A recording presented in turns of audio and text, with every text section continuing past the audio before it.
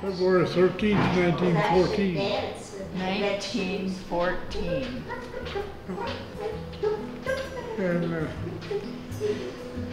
guess I was born right to home. I don't think old Dr. Leeson was there, I think, when I was born. Yeah. He said to mother, I don't think we'll have to go to the hospital. He said, I think we can take her here. Jessie Isom, you remember her? She was kind of a, I don't know what you call them, lady that was midwife. Yeah. Well, he said, could I watch you have these red So that's what happened. Where were you living? Well, in the old house down. They lived in the yellow house. The house that I know. Yeah. Okay. It's been remodeled now, but. Was it still yellow then? Right on the corner over there is where I got a picture of Ethel Van Gordon and I. Was she your girlfriend? Well, I thought she was at that time. Oh. About that high. Yeah. I guess I was like any kid, I just played, although I was lucky my dad was a livestock dealer and he had I had a couple of Shetland ponies, and then I had a bigger riding pony later on. The back porch where the bathtub was a thing about that long. With mother to heat water on the stove and pour it in there. And I had my bath in there when I was a little kid.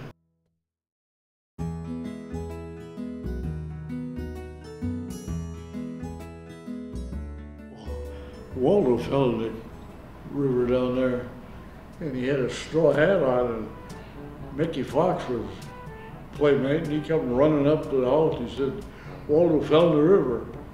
And I went down, and here was all I could see was a straw hat. So I jumped in the creek and grabbed him and pulled him out. Started going to try to give him artificial respiration. He started kicking and screaming and hollering. So I guess he was all right. Anyway. How old was he? Do you remember? Was he just a toddler? I was 4 or 5 years old. Oh, okay. He went to University of Wisconsin, so, and then he was interested in ichthyology, fishery research. So he got to go up to British Columbia, and they've got a library up there named after him. I'd like to see that, but I don't know if I'll ever do it.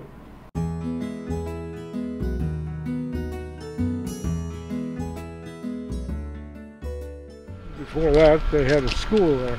That's where I went to 5th grade when I had Agnes McKinney, for my teacher. I kind of liked her, and I had a couple Shetland ponies. And Dad had John Haugen, not that John is living now, but his dad, build a little bobsled for me. Just a flat sled, and he had a tongue, and he also had a pair of fills if I had just had one pony. I had lots of good time to that, and one afternoon I hooked up the ponies and went up to the schoolhouse, which was the old Masonic Hall before they remodeled it. We used to have fifth grade there, I know that. And Agnes McKinney was my teacher. And I liked her. So one day I went down and hooked up the ponies and drove up to the schoolyard in the winter time. I said, Mrs. McKinney, would you like a ride home? Oh, yes. So I give her a ride home on the sleigh. She was kind of my favorite teacher.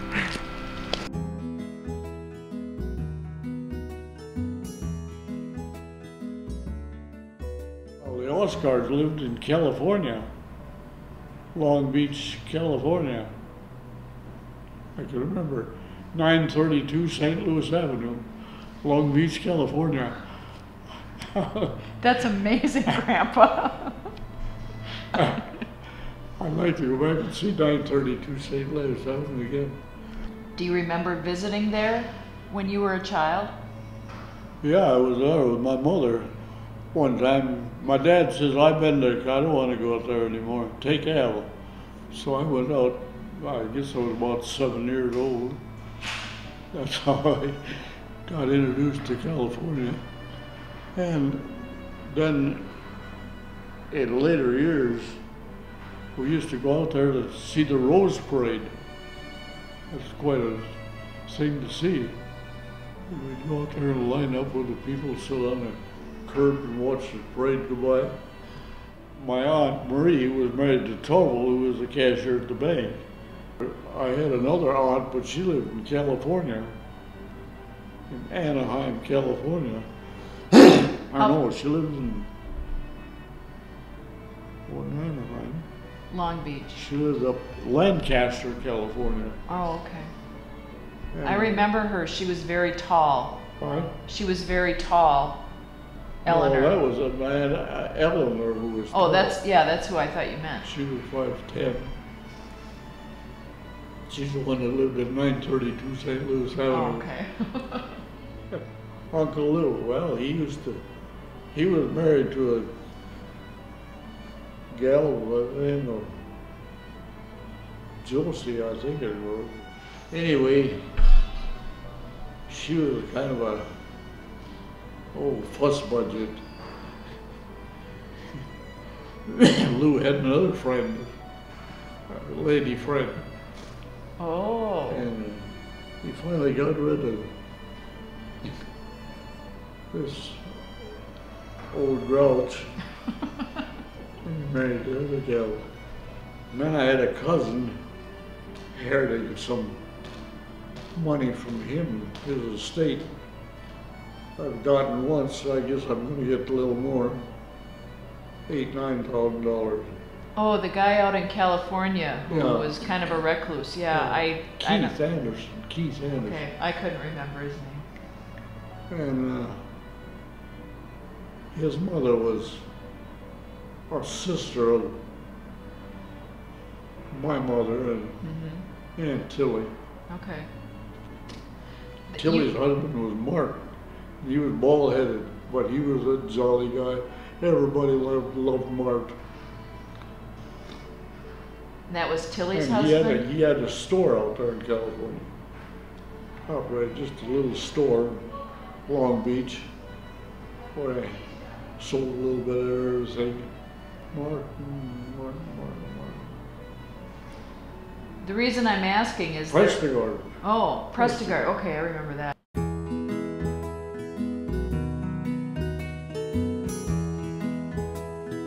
Used to be a hobo. It would stop every fall. He'd go south. In the spring, he'd come back north. He'd stop and log. Bring something out. I don't know if she invited him in or fed him on the front step. I can't remember. He'd go south in the winter and he'd stop there. He'd come north again in the spring and he'd stop there. And he knew where his meals were. Sure.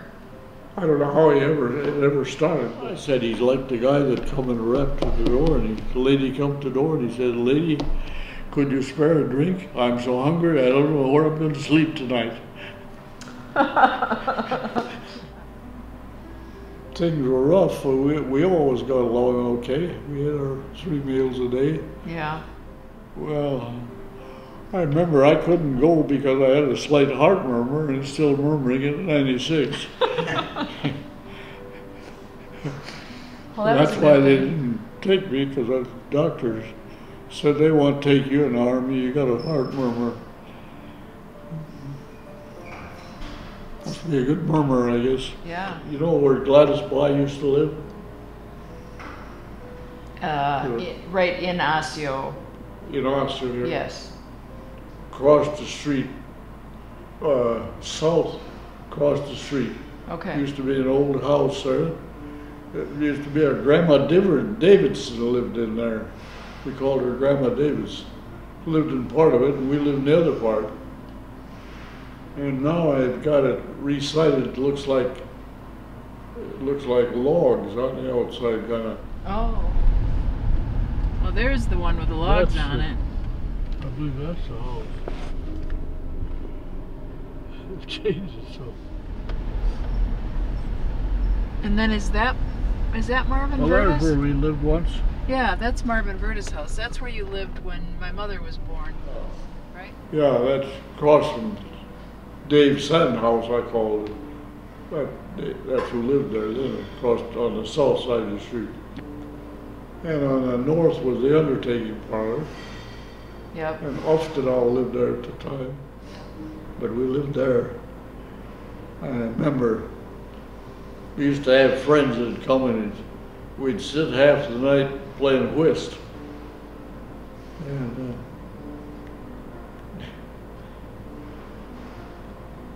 kids were small and they'd be upstairs. There was a register on the floor about the size of that thing. And they'd be up there looking, listening to what was going on. Did you stay up late? Huh? Did you stay up late playing cards? Oh yeah, 1, 2 o'clock in the morning, Wow. playing a whist. I never knew you to play cards. I just remember you playing Yeah. marbles. We used to play whist quite a lot. I don't even know how now. Yeah. And when did you build the house, the stone house? Oh, that 1949. Oh, okay. Yeah, John Hogan, young John's father, was a builder. Well, we built the house on 53. Yeah. We But the little house behind there that Larry and Lucille Shepard later rented. Yeah. But I think you built that house for my mom and dad to live in when Dad got out of the service. I don't think we built that house. I remember riding my little tricycle Oh, up to your house from that house. Oh. And I was only 3 when we moved out of there, so.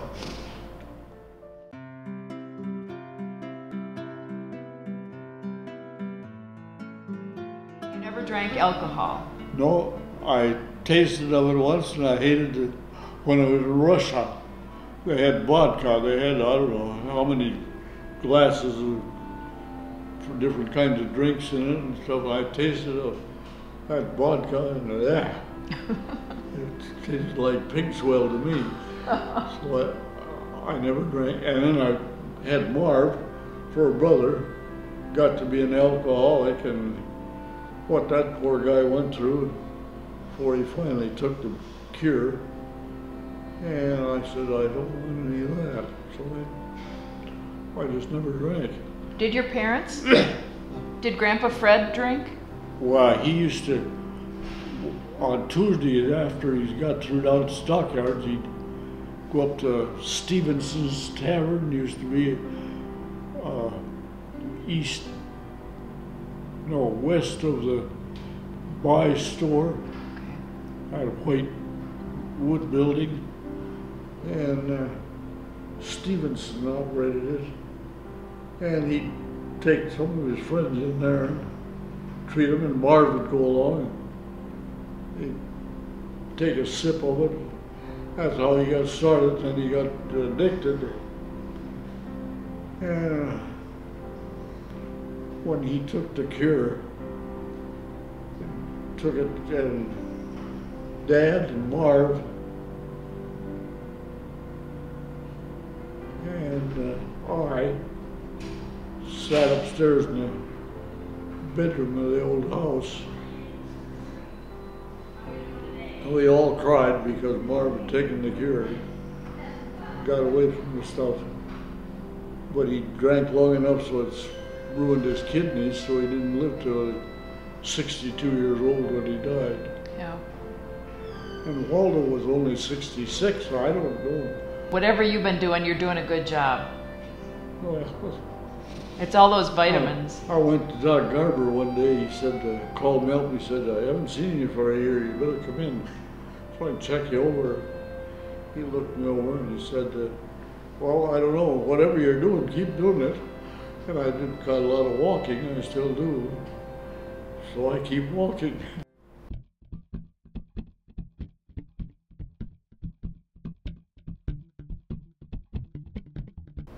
he did quite a lot of business. He had a fellow by the name of, from Florida, Riles, or Harvey Riles, who used to buy cattle and sell them down there in Florida to different ranchers.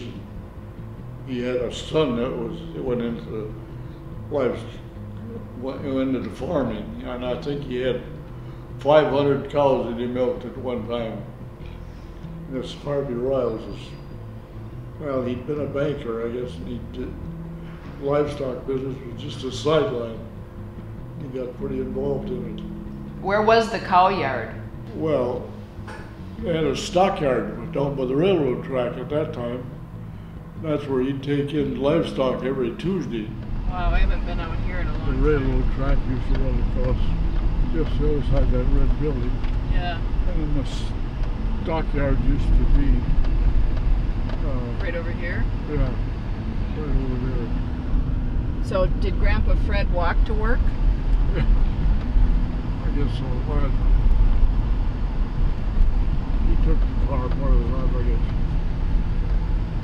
In case he had to run around and look at somebody's heifer or Sure. calves or something. Is that the only career he had? No, I used to work in a store with Jake Sawman up where the across from where the old farmer store is. What kind of store was that? I guess it was a grocery store. The railroad used to run right through there someplace where these buildings were. Oh, there's the news office. Was the train active? Like, did you get several trains a day coming through? Well, Mondovi was in the run, and then Fairchild was up this way. Did people take the train too, or were they just shipping stuff? Well, yeah, they could ride the train if they wanted to. Did Grandpa Fred ship his cattle then on a train? Yeah. Well, in later years, they got so many trucks that they sometimes send them the truckload to Minneapolis or West Dallas or somewhere. And did Grandma Amanda ever work, or was she always home? She ever worked there? Did she have a job, or was she home? My mother? Yep. She used to work for Gladys Baugh, you remember her? Yep. Gladys Baugh had a dress shop. He bought calves from farmers, Well, or? Yeah, well, yeah, there was a guy by the name of Archie Lagerfield who lived down between Strom and Osser. Archie Lagerfield drove a horse and buggy. He come into the stockyard one day and he had this little scrawny calf laying in the back behind the seat. Dad says, Archie said, I'd lose money on that thing shipping it. Here's $1. Take the calf and feed him a while and bring it in and I'll buy him from you. So that's what happened with that. Archie Lagerfield.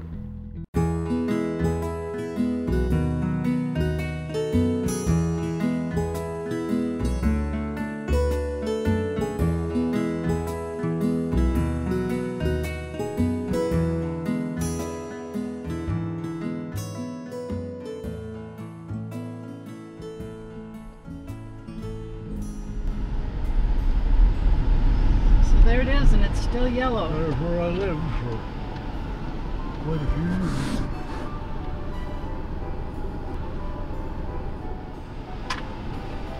You want to get out?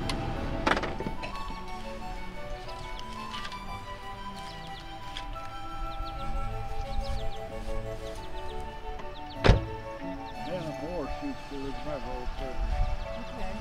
I don't know who lives there now. Looks a little rough. And Jim Baker used to live down the end of the street. Yeah, I remember that. And Betty Olson used to live here. Yeah. And that's where you were born? Well, the old house sat right up close to the sidewalk. And then Dad had it moved back and built on. Where was the shoemaker shop?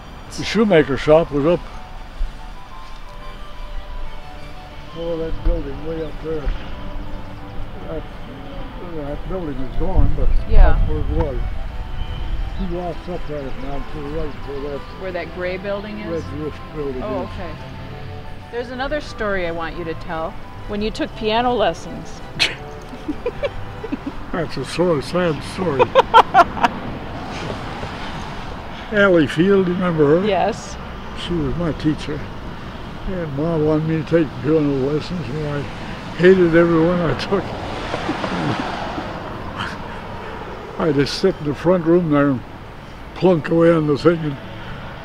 And, Ethel Van Gordon from down at the end of the street, and some other kid I can't remember. Oh, Thelma Huff, you remember her? No. Well, they used to come up and they'd peek around the corner, look in the window and see me sitting there plunking away on that piano. That building over there was changed too. It used to be on the corner. Carl Happy, I think, was on the south side. It had a kind of a fix-it shop. And down there where that house is, that wasn't. Dad had some old sheds down there. Ernie Bollum had a garage down there too. Okay. He's been dead for many years. I know because he used to go down there and play cowboy. I'd crawl under there for a hideout under the building.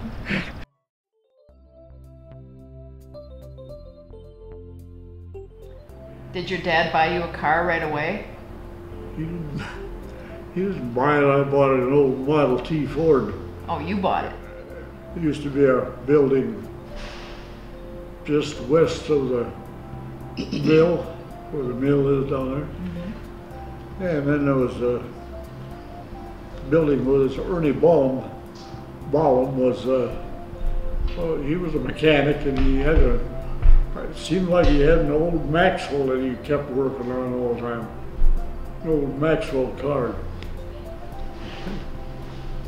He didn't like kids, but I got along fine with him. I don't know. Goodness. How Oh, come? have you looked He let me outside? borrow tools to monkey with the old car with. What was the yellow streak? Well, that was a thing that was kind of shaped like a racer. That I can't remember where I got this thing. It had a, oh, I can't describe it. Metal over the engine and a seat behind there. And I used to go over in what's the churchyard, and we had that field with sandburs and Yep. tumbleweeds, about all there was there. And I used to go over there and put the thing in low gear and run around in circles. Who were your friends when you were little? Well, Elwood Carter was one. Preacher Oceani didn't think I should play with him because he went to the Congregational Church. Oh, yeah. I said, why? I said, when the time comes, you think the Lord's going to have a pen over here for the Catholics, and one here for the Lutherans, and another one for the rest of the denominations? Oh, well, no, but I don't think you should play with him. I said, I can't agree with that. You argued with the pastor? What? Did you argue with the pastor? Oh, yeah. He looked like a pretty stern guy too, that pastor did. And he wouldn't allow you to dance, right? What? You told me that he wouldn't allow you to dance. Oh, no, you danced, you were going to go to hell for sure. Yep. And so I guess that's why I never learned to dance.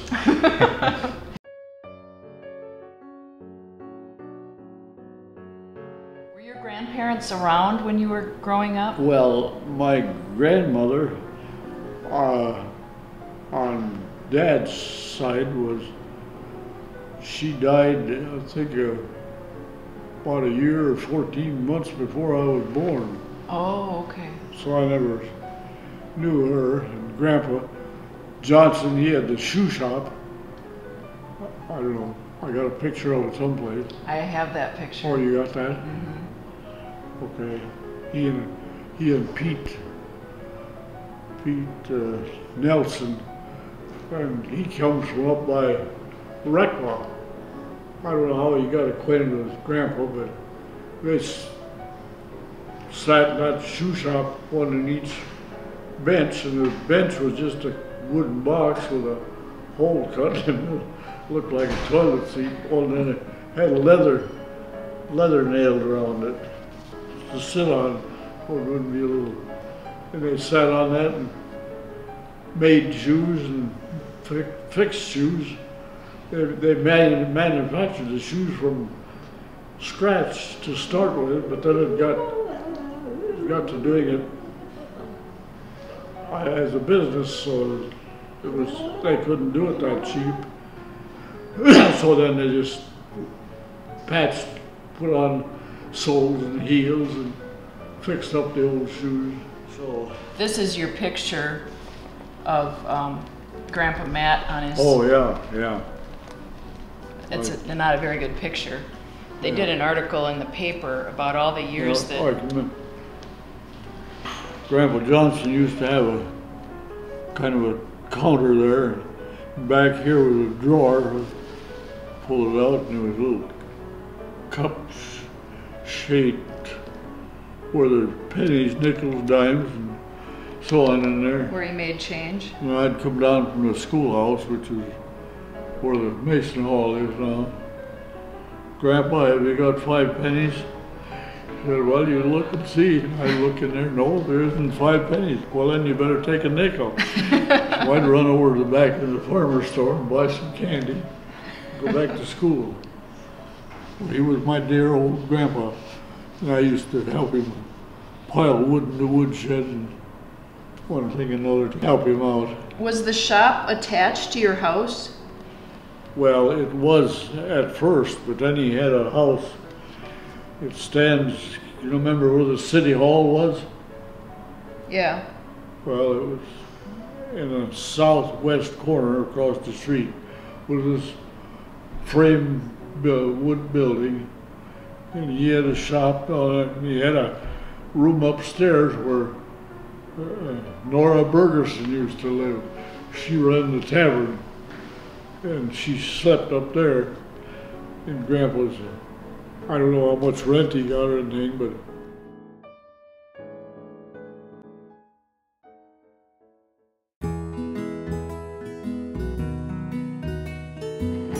well, we met when I was a sophomore. Marguerite was a freshman, that's when I met her. I met her in front of what used to be the farmer's store. That's the first time I'd seen her, I guess. And what did you think then? Well, I kind of liked what I saw. Yeah. So we went together until we were married. And didn't you tell one of your friends that 1934. you were married in 1934? Yeah. When you first started Well, I going? was in Tracy Valley. Sure, we went to the same school, you know, so that's how we met. Was he your only boyfriend? I, Was he your only boyfriend? Did you have other boyfriends? oh, I had another boyfriend too, Yeah. but What? he was my steady one. Oh, okay. He was the best. He was the best one. Yeah, evidently, because we got married. So You kept him for 76 years, so probably he was a pretty good one, huh? I guess so.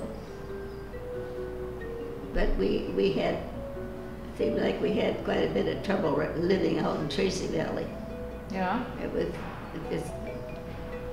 anyway, when we finally moved into town, we got along a lot better living in town than we did out in Tracy Valley.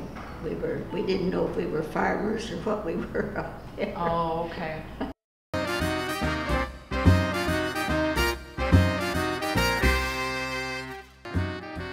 Our folks were living out on the L.V. Isom farm at that time. I don't know if you know where Tracy Valley is. northeast on that road that goes northeast across the side is where this farm is, a Knisley farm, I guess. And when I was a sophomore, Marguerite was a freshman, that's when I met her. I saw her one day by the front of the farmer's store. I thought, well, I kind of like that gal.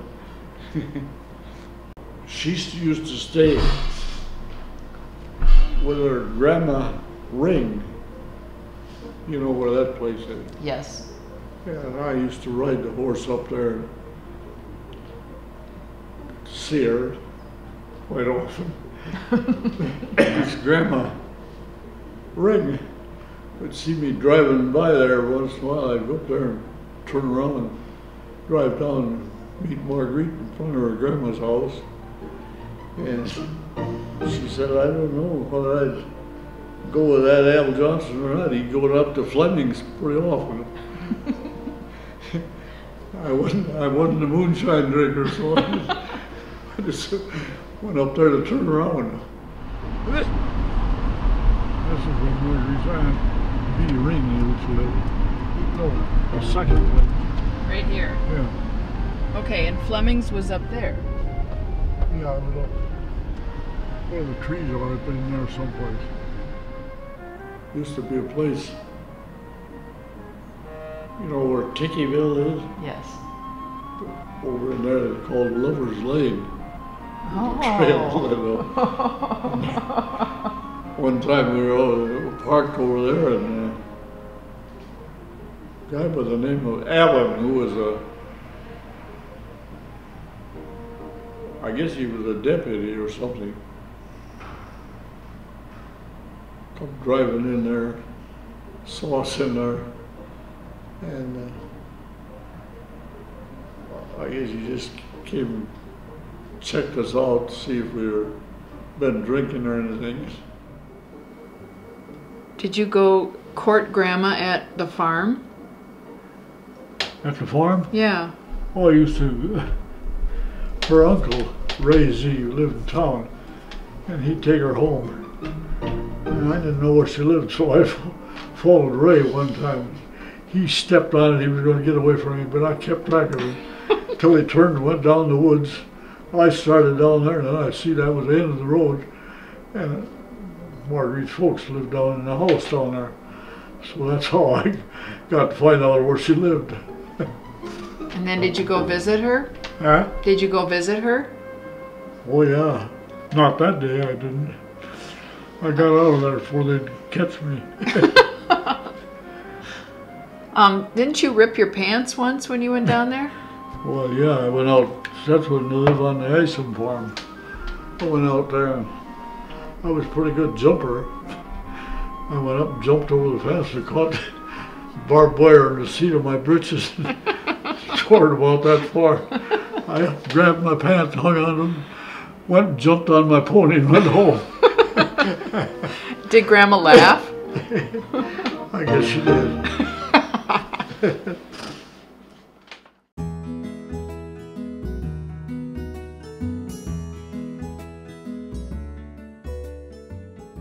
Thought you went away to college for a while. I did 1 year.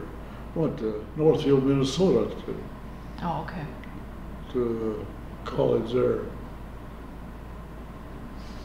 But I didn't like it. Why didn't you like it? Because Mom was too far away. Yep, I know. What else I found?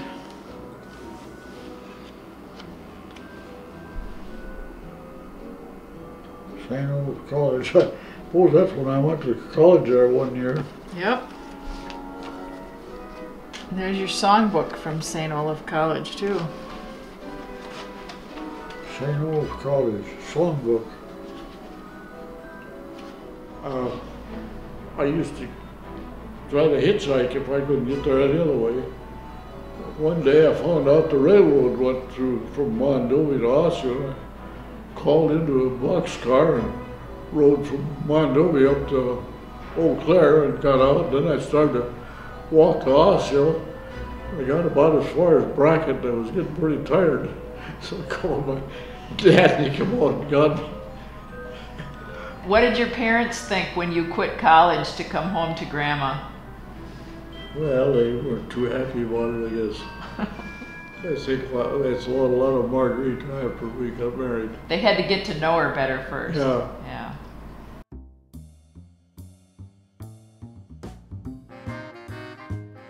Married? Well, we went on a school picnic from high school, and we were just down there on the Mississippi River. Marguerite and I found the footbridge that went across the river, went into a restaurant and found a minister that happened to be a Lutheran minister. I asked if he could marry us. Oh, first I had to get a marriage license. I had to have $10, and I didn't have it. I got it from Mom. She had a $10 bill.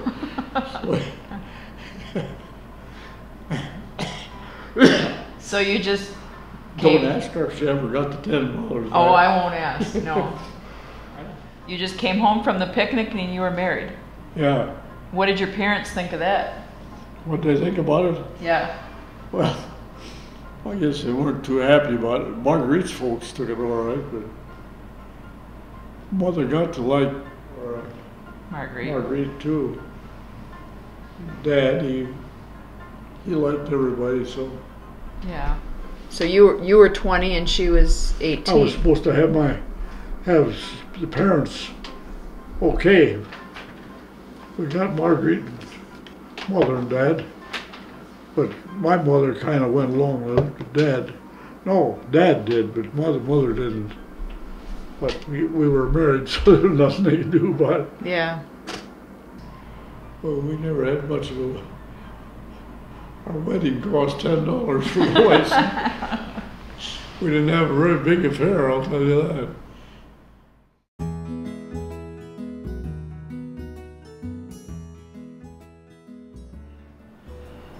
When we went to California, my mother went too, of course, and we lived in a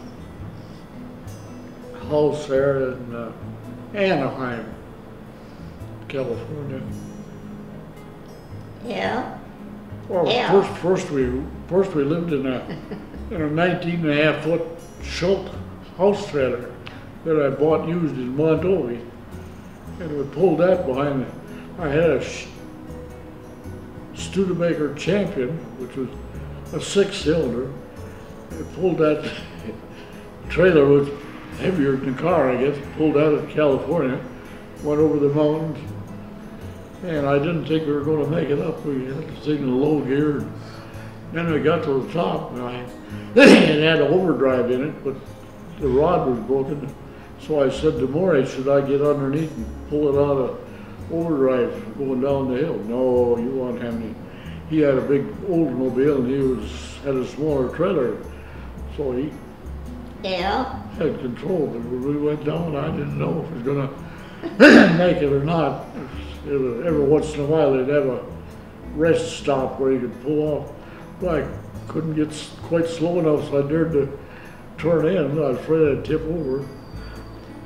Yeah. Got to the bottom of the hill, I stood up and my leaves were going like that. Yeah. We made it safe. That's how I got to California. Did you work in the shipyards? Oh, that's right. I worked in a shipyard about 2 weeks. Oh, 2 weeks. I was scared of the traffic. 4 lanes of traffic going the same way to go into the shipyard. And from living in Osceola with a Model T and 2 cars an hour going by, Yeah. I couldn't stand that, so I didn't stay in the shipyard only about 2 weeks, I think it was. I was stuck out in the 8, country. 9 months, I guess. Mother got sick. She had to have a hysterectomy. We didn't have any babysitters, so we got on a train car. We're going back so our grandma and grandpa could take care of the kids. I had quite an experience then too. the plane stopped over, or the train stopped over in Kansas City, I think it was. We had to change trains to get where we wanted to go. So we sat one night and slept in the benches in the railroad station. I can take you back to your room. Yeah, I suppose. Okay. I suppose we could. So we slept on the benches and tried to anyway, in the railroad station. And we finally made it. Getting back to Maury Briggs again, he came in and I was working in the bank. He come in one day and he said, let's go out to California, we can make some money. Are you sure you're remembering everything? So then we got out there and we'd get on a train or a bus or something and ride back to Milwaukee. And I knew a guy there by the name of Hanson, I guess his name was. And we bought used cars from him. We could buy them and drive them out to California and make money on them. They were quite a lot higher priced out there. So that's the way we did. Started out. Maury Briggs, he and Vi and Marguerite were good friends. Vi was pretty good size. She was her dad lived in Strum. He was a mail carrier down there. Thor Borson. And they were good friends. And her husband, Maury, he was kind of well, he liked ladies, not only his wife, but. Oh, I see. And he and I were in the garage together. I got a picture of the garage out in California. I furnished the money, and he had a big sign called Briggs Service across the front of the store. And I got a picture of me standing there with a cap on and a white outfit. I work on old cars and stuff. And we had a contract with some guy that had a kind of a taxi service. He had just a couple of old cars, and them things would have had run until you work on them, you'd be greased clear to your elbows. Greasy, dirty things. That's the way we started out. Are you talking about your job? Finally, he wanted to expand. And I said, don't worry, we're making money the way we are, let's stay. No, well, I said, buy me out. So he did. Bought me out, and he said, I got to give you a note. So he gave me a note for $900 for my share. I still got the note. I never got a penny in it. Well, once, in order to keep it current, I took he gave me some old transmission parts. And I think they're still laying out there in the field. Well, I had to do that to keep it current so it wouldn't, but it got time run out on it anyway, so I never did get it. I still got that old note. I can't, probably over in the garage.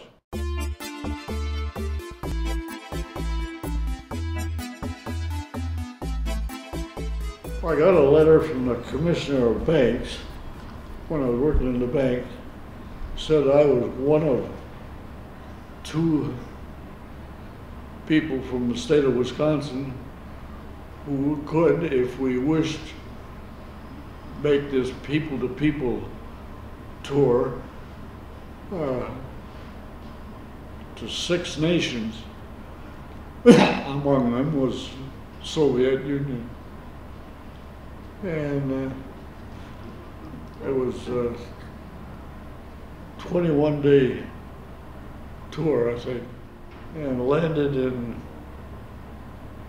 London, England, I believe.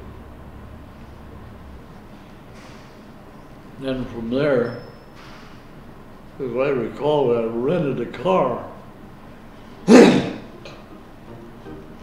and traveled into the Balkans. Got to see the family farm of Peter the First, who was a czar in Russia one time. And when we got in there, the walls were paneled with gold, believe it or not. I can remember we went to a ballet at a community center, I think it was, at a stage. And we sat 2 or 3 rows back from the stage so we could see everything. And they had some toe dancers or tap dancers or how in the world them women could stand on their toes like that. I can't believe it, but I saw it, so I know it's true.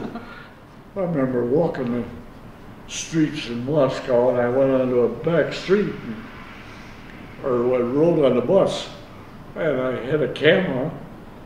We weren't supposed to take pictures of a railroad station. I took some of them through the, and when we got ready to get out of that Russian country, they said, put your camera there. I said, well, I don't like to. I said, I've got some pictures taken in there that haven't been developed yet. I'm afraid the X-ray might negate the film. Said, you put the camera on there. So I did. And the pictures were turned out all right, but I didn't know they were gonna. Well, we went to a banquet, and heavens, here's like this and bigger and some more, must have been a half a dozen of them sitting in front of you. We learned if you didn't want to drink something, you turned the glass upside down. So I had all of my tumblers upside down. I did take a sip of vodka once, and I thought, for heaven's sake, what will anybody want to drink that crap for? I'm choked to death.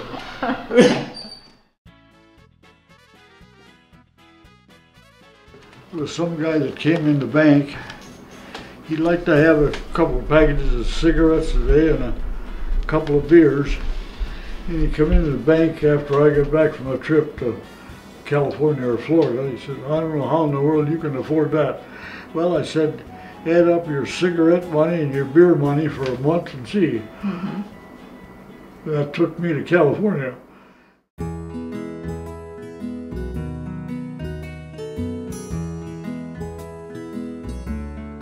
House, was it coal or wood?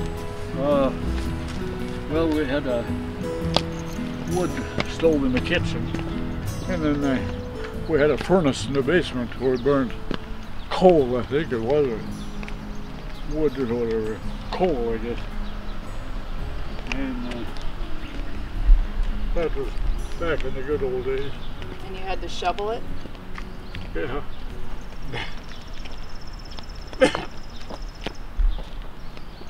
I had an old kind of a round thing that looked something like a bathtub hanging on the back porch, metal, and that's where Ma gave me my baths. Mm-hmm. Every Saturday night, whether you needed one or not? Yeah, that's right. Yeah. Oh, look how pretty it looks. Has it always been yellow? No, they put new siding on. Yeah, but it was yellow when I was little. Yeah. And that was empty there. Yeah, I remember that being that empty. Stuff. Oh, that stuff was there. So did Grandpa Fred own all of this land? Yeah, he owned it. Yeah, and then he owned some down on the creek bottom. We had a barn that stood over here, and we had one cow, and then I had a pony. Then I'd have to take them down to the two buildings about that far apart, and we had a gate so we could go through there to get down into the pasture along the creek bottom. Yeah. Dad had a fence built along here, white fence, and of course that stuff wasn't there, and was still farm supply. That old building there was there for quite a few years. Okay, and then show me how you went to school.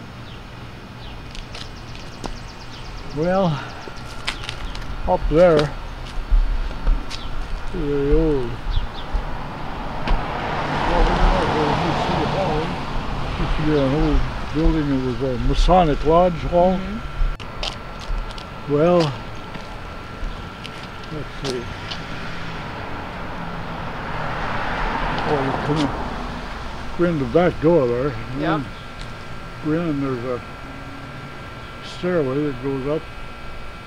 And my dad's, or grandpa's old partner, Peter Nelson, stayed in that room up there for many years. And they'd go walking up 2 blocks there to the shoe shop every day. After, well, at first he had a shoe shop in the front part there. Well, they changed it a little.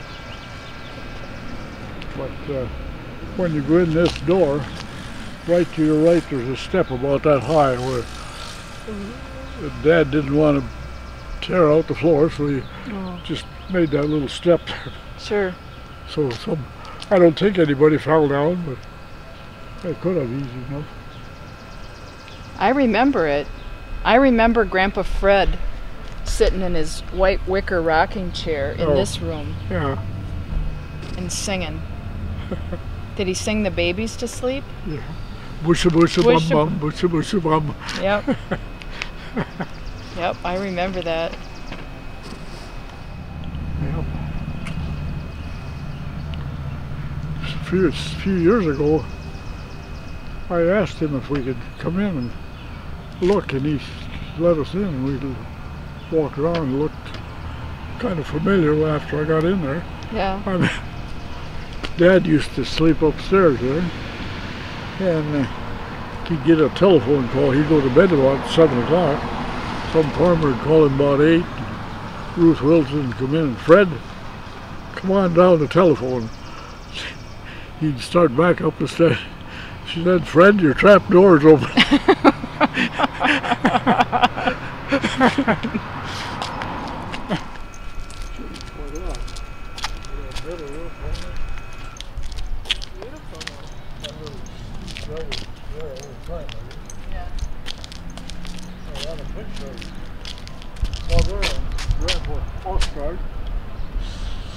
Standing right next by the door there. Quite a few years ago. But Huh.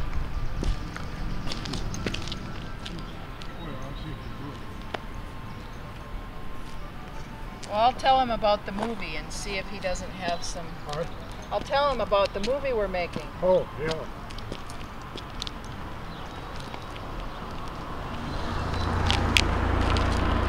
Did you want to come down today? Or? I don't think he'd come today. Kind of short notice. I don't know either. You don't remember A.B. and Betty Olson? No, I don't. That house on the end is where Clyde Van Gordon lived.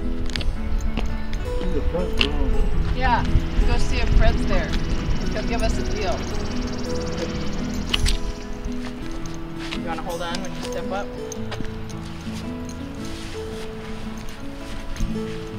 I'm not drunk, I just walk back. Yeah, I know. You've never been drunk, so you wouldn't know how to walk when you're drunk. But you can hold on to me if you want to.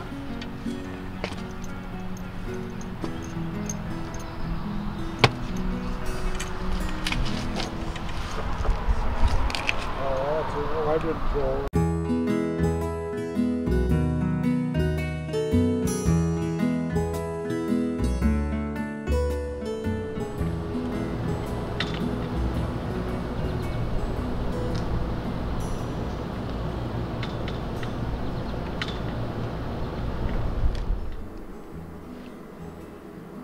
Yep.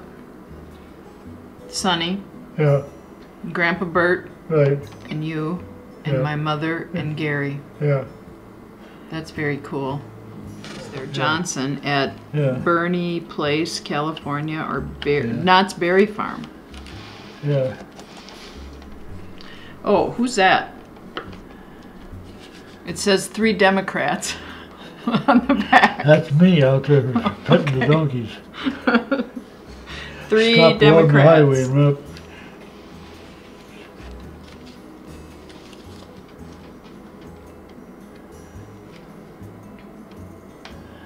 California. Yep.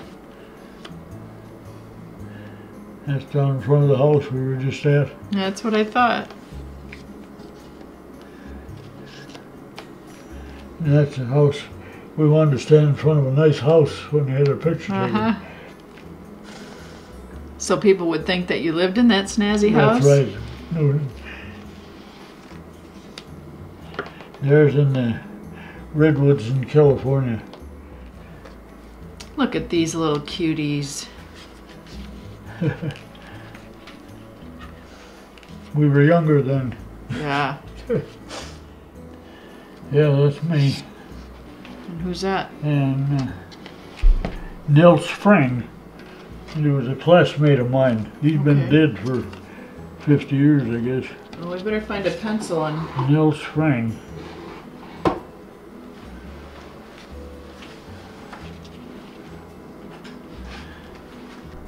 But he and I were classmates in school. Okay. And I guess that's the only picture I got of Nils.